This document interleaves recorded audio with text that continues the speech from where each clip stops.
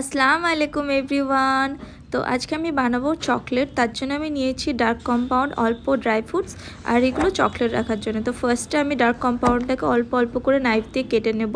এটা অনেক শক্ত, তার জন্য ভালো করে কেটে নেওয়ার পরে আমি মাইক্রোওয়েভে দিয়ে দেবো 1.5 মিনিটের জন্যে। দেখো, তারপর চকলেটগুলোর সাথে আমি এইগুলো মিক্স করে নেবো, ড্রাই ফ্রুটসগুলোকে ভালো করে। এটা একটু ঠিক বলে তার জন্য আমি একটু অল্প পানি দেবো এটাকে মিক্স করার জন্য। মিক্স করার পরে আবার মাইক্রোওয়েভে দেবো 1 মিনিটের জন্য।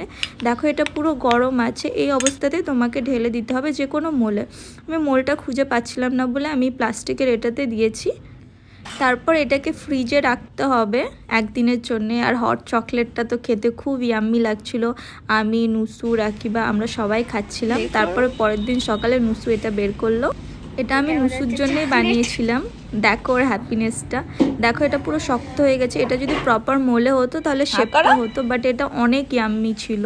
নর্মাল যে আমরা চকলেটগুলো কিনে খাই তার থেকে অনেক বেশি টেস্টি। তারপরে আমিও ট্রাই করলাম, খুবই ইয়াম্মি। দেখা হবে নেক্সট ভিডিওতে।